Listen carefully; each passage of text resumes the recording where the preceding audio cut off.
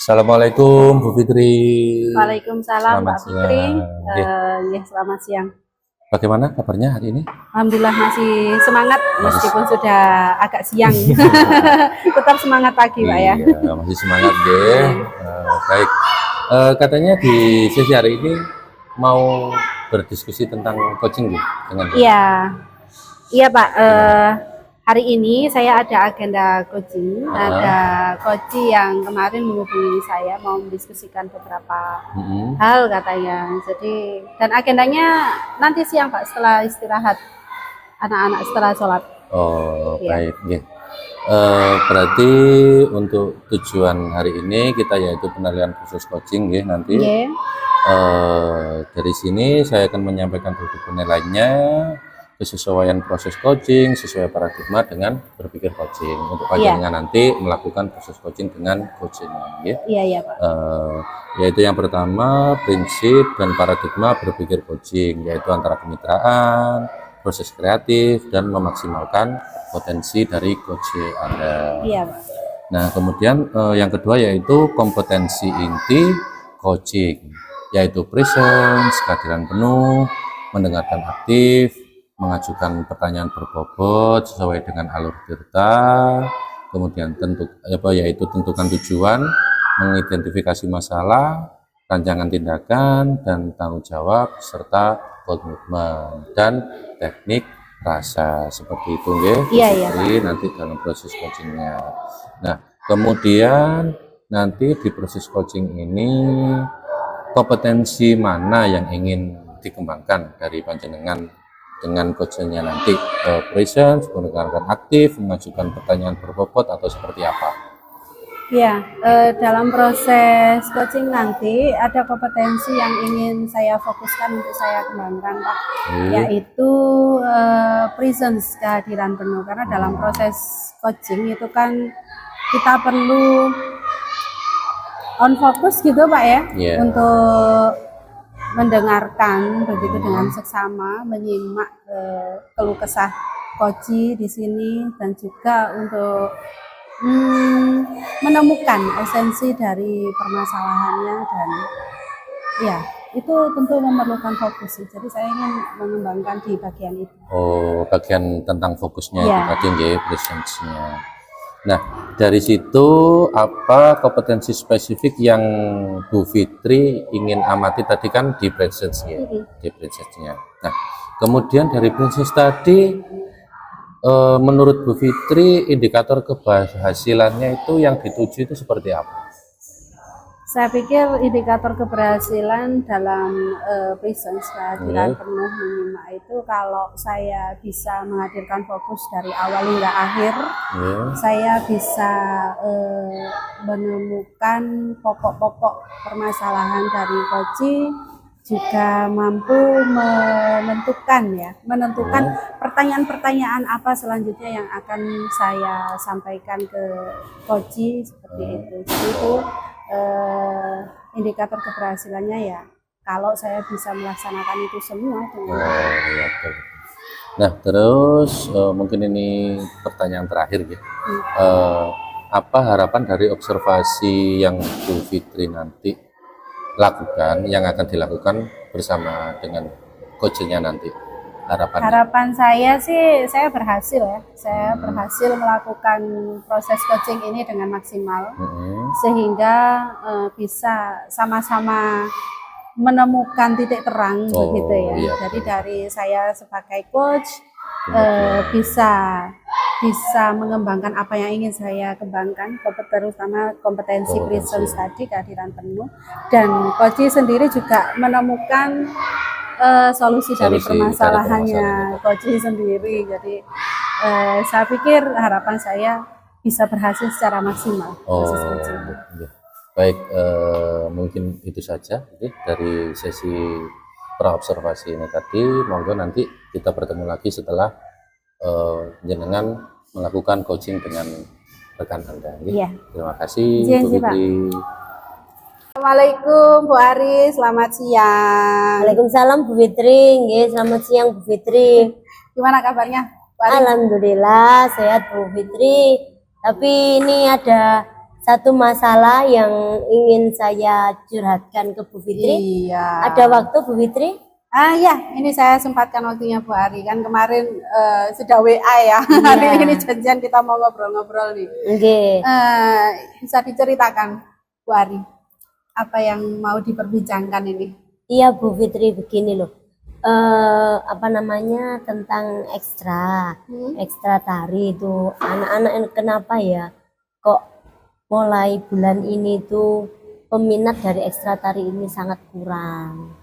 Oh, jadi Bu Ari ini mau membahas tentang menurunnya minat anak-anak terhadap ekstra tari itu ya? Iya. Oke. Nah, sementara kan ketika ekstra itu kan banyak sekali manfaatnya untuk pengembangan diri, bakat, minat siswa sendiri. Kemudian terlebih lagi misalnya kita bisa melestarikan budaya ya, terutama kalau tari ini kan tidak semua orang itu bisa. Iya. Nah, di sekolah kita ini kan ada kesempatan anak-anak itu mengembangkan, menimba ilmu sebanyak-banyaknya tentang tari. Terus terlebih lagi sekolahan kita ini kan sekolahan center ya Bu ya, sekolahan besar, sebagai rujukan misalnya kalau ada tamu itu mesti kita sering-seringnya itu dimintai sebagai Bu Ari tari ya untuk tari penyambutan dan sebagainya lah. Iya. Kalau anak-anak enggak ikut ekstra itu terus bagaimana untuk Mencari bibit iya selanjutnya. betul nggih. Mencari apa ya, talent selanjutnya gitu ya? Iya. Iya. Bu Ari, Iya. terkait dengan menurutnya minat anak-anak di dalam ekstra tari di sekolahnya Bu Ari ini ya. Anak-anak ini kan sudah melihat sepak terjang karir tari di sekolahnya Bu Ari ini gitu ya. Nah, seharusnya kan anak-anak ini antusias ya kalau melihat rekodnya ini SD yang ditempati Bu Ari ini. Iya. Jadi menurut Bu Ari kira-kira apa sih penyebabnya ini kok bisa sampai menurun gitu loh? Iya, kalau yang menjadi analisa saya, yang pertama itu ke jam intrakurikuler. Itu kan sampai 2:30, sementara ekstra tarinya itu kalau kelas atas itu 3:30. Nah, mungkin setelah 2:30 pulang itu anak-anak itu merasa capek sehingga tidak kembali ke sekolah lagi untuk mengikuti ekstra. Itu mungkin yang pertama itu. Terus kemudian yang kedua itu mungkin berbenturan ketika anak-anak pulang sekolah itu berbenturan dengan ada yang les, ada yang mengaji, yaitu jadwal ekstra tarinya itu berbenturan dengan kegiatan yang lain. Mungkin itu Bu analisa saya kenapa kok yang terutama kelas atas. Kelas atas itu pengikut ekstra itu menurun gitu. Oh, berarti penurunannya ini banyakan di kelas atas daripada yang di kelas bawah. Iya, kalau di kelas gitu. bawahnya masih banyak, sementara banyak sementara yang kelas atas ini kok tambah lama, kok tambah sedikit. Peminatnya turun. Jadi yang bisa saya simpulkan dari investigasinya Bu Ari untuk sementara ini ya, bahwa anak-anak ini menurun ini karena ada aktivitas di luar begitu yang jamnya berbenturan, mungkin karena jam-jam kalau 3:30 ya yang kelas atas itu 2:30, sedangkan anak-anak jam pelajaran berakhir 2:30. Jadi ada jeda waktu 1 jam begitu ya. Tapi ternyata anak-anak ini banyak yang tidak kembali begitu ya. Jadi sampai di sini Bu Ari bisa menyimpulkan kira-kira ini permasalahannya berarti ya? Iya, seperti itu tadi permasalahannya menurut analisa saya. Oke. Jadi Bu Ari sudah mendapatkan kesimpulan sementara ya, kalau anak-anak ini tidak bisa menurun minatnya ini karena beberapa faktor yang tersebut tadi. Oke.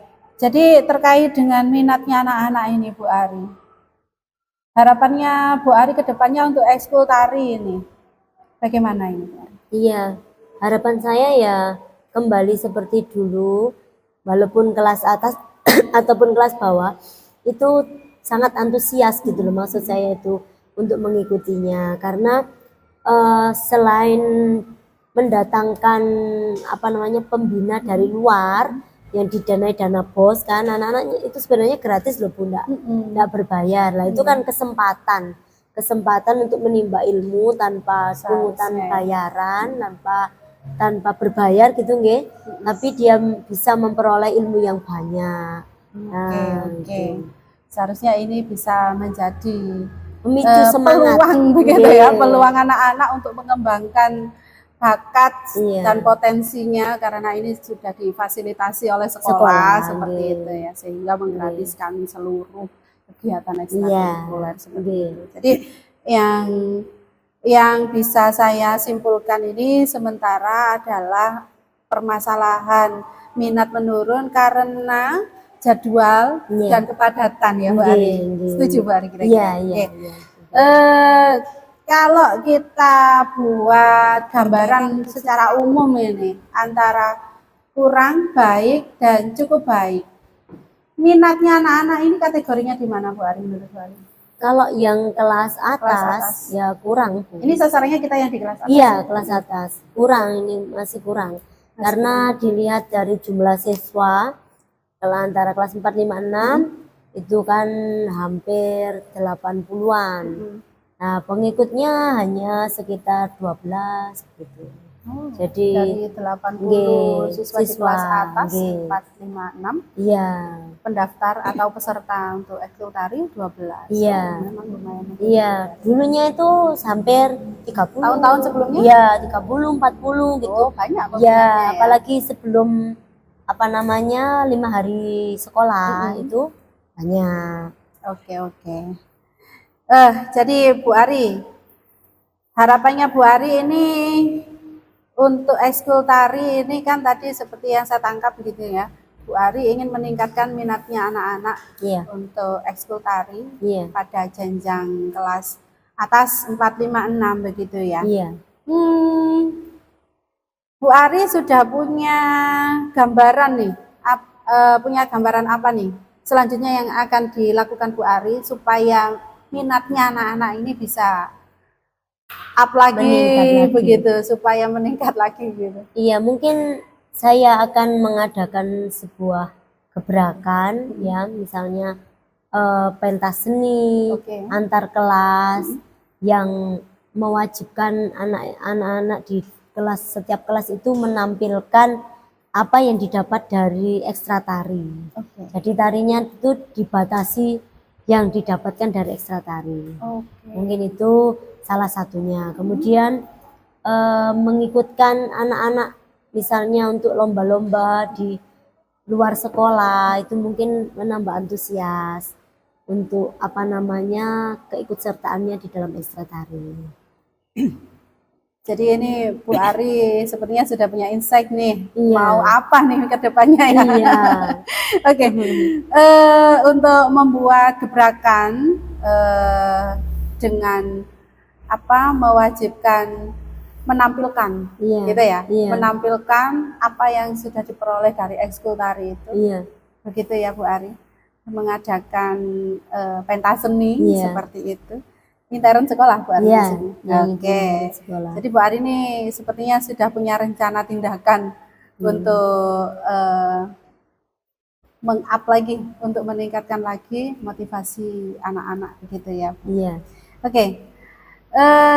Kira-kira Bu, rencana yang akan dilaksanakan Bu Ari ini loh, ini kapan akan diselenggarakan? Rencana saya ini ketika besok kan ada tanggal 28 Oktober itu kan Hari Sumpah Pemuda. Nah itu momen itu akan saya laksanakan itu. Jadi sebelum tanggal 28 kita sudah sebarkan pamflet ya di antar kelas, flyer ya, gitu ya. Sebarkan pengumuman lah melalui WA atau apapun media itu ya, bahwa akan diadakan pentas seni yang notabene itu sebagai lomba bisa Bu itu ya. Seperti lomba antar kelas itu ya. Mungkin di jenjang kelas bawah sendiri, kelas atas sendiri, kategorinya. Iya, tetapi ketika pentas seni itu salah satu lomba yang dilombakan adalah materi yang ada di dalam ekstra tari tersebut, karena tadi main fokusnya adalah di ekstra tari. Gitu. Oke, Bu Ari, ide bagus sekali nih untuk melakukan gebrakan semacam ini. Bu Ari pasti akan melakukan langkah kolaborasi di sini sepertinya, karena nggak mungkin ini dilakukan sendiri. Kira-kira siapa ini nanti yang akan terlibat? Yang pertama saya akan ngomong dulu dengan pembina ekskulnya. Terus kalau sudah sejalan dengan pemikiran saya akan matur ke kepala sekolah. Gitu ya? Kita mengajukan permohonan kegiatan lah. Nah, semacam proposal gitu. Iya, terus nanti kalau kepala sekolah meng-ACC, dari situ kita membentuk panitia penyelenggara kegiatan. Nah, yang tentunya akan di bawah kendali langsung oleh kepala sekolah sebagai penanggung jawab kegiatan. Bu Ari. Oke, Bu Ari, sangat inspiratif sekali. Sebenarnya Bu Ari dari tadi ini sudah menemukan akar permasalahan ya Bu Ari ya. Iya. Dan ternyata Bu Ari ini sudah punya ancang-ancang nih mau ngapain setelah ini gitu ya. Cuma kalau ada permasalahan kalau enggak dicurhatkan itu seperti masih buntu berputar di otak. Iya. Oke. Jadi alhamdulillah percakapan kita kali ini menemui titik terang Bu Ari ya. Bagaimana Bu Ari perasaannya? Alhamdulillah Bu Fitri, setelah berbincang-bincang dengan Bu Fitri tadi, saya terus terbersit suatu ide, akhirnya saya menemukan ide untuk memecahkan permasalahan yang ada. Oke, setuju. Oke, terima kasih atas waktunya Bu Ari, dan ini sungguh-sungguh inspiratif sekali. Saya pun juga sangat mengapresiasi apa langkah selanjutnya yang akan Bu Ari, dan saya mendoakan semoga nanti rencana yang akan dilaksanakan ini dapat berhasil secara maksimal. Terus semangat Bu Ari untuk mengembangkan kreativitas anak-anak di bidang tari, dan semoga berhasil. Terima kasih Bu Fitri, saya atas waktunya, saya yang merepotkan Bu Fitri mengganggu waktunya. Terima kasih Bu Fitri. Selamat berkarya. Terima kasih. Baik Bu Fitri, gimana tadi proses coachingnya? Alhamdulillah proses coaching tadi saya pikir sudah berjalan maksimal ya. Iya. Dan ya coach saya cukup terbuka untuk menyampaikan permasalahan, dan saya juga tidak terdistraksi seperti itu. Dan saya juga berusaha untuk tidak memberikan saran apapun. Dan saya di sini menempatkan diri hanya sebagai fasilitator aja sih untuk coach saya untuk menemukan sendiri akar permasalahannya dan juga menggali apa ide-ide selanjutnya. Baik, yang panjenengan tadi lakukan memang terlihat memang ya berjalan lancar. Bagaimana perasaannya coach tadi seperti apa, panjenengan arahkan, panjenengan fasilitasi, sudah sangat bagus sekali. Kemudian pada saat coaching tadi, jika kita merujuk pada indikator pencapaian ya dari pengembangan kompetensi coaching Bu Fitri, ya, menurut saya sih sudah tertuangkan semua gitu loh tentang kompetensi yang panjenengan mau kembangkan tadi ya. Presence tadi ya. Presence-nya betul, terus mendengarkan aktif juga, mengajukan pertanyaan berbobot juga, insya Allah dari kegiatan tadi sudah tertuang, ya, sudah terlihat lah. Kemudian dari sini saya juga mengamati tadi pada saat menggali informasi, Bu Fitri tadi juga melakukan eksplorasi tentang masalah-masalah yang ada dari coachnya. Nah, kemudian tindak lanjutnya seperti apa, panjenengan arahkan, dan akhirnya tertuang di bagian akhirnya beliau sudah menemukan apa yang harus dilakukan. Kemudian dari kompetensi tadi mungkin ada lagi yang ingin dikembangkan di pertemuan berikutnya atau di kesempatan berikutnya. Iya, terkait kompetensi inti coaching Pak ya. Kalau yang presence tadi insya Allah sepertinya saya sudah bisa paham gitu ya. Ya. Bagaimana cara menata Hmm. fokus gitu ya. Ya, betul. Ternyata dengan mendengarkan secara seksama itu memang penting gitu Ya. ya. Mendengarkan dengan teknik rasa itu ya. Betul, betul. Kemudian untuk kompetensi yang lain yang ingin saya Hmm. kembangkan ini mengajukan pertanyaan berbobot sih Pak. Hmm. Jadi di situ kan keterampilan coach untuk memantik ya, untuk Ya, memantik memantik. istilahnya menggiring coach ini kepada upaya-upaya eksplorasi, baik itu mengenali masalah, mengidentifikasi masalah, Hmm. sampai dengan mengeksplor sendiri untuk solusi terhadap permasalahan tersebut. Kemudian terkait juga komitmen, itu kan membutuhkan keterampilan untuk mengajukan pertanyaan seperti itu. Jadi kayaknya ya itu mengajukan pertanyaan berbobot. Terus mungkin untuk di pertanyaan selanjutnya itu masalah refleksi. Oke. Refleksi dari kegiatan yang panjenengan lakukan tadi itu bisa diungkapkan atau bisa yang panjenengan rasakan ketika melaksanakan coaching itu apa? Mungkin ada kekurangan atau Oke, kelebihannya.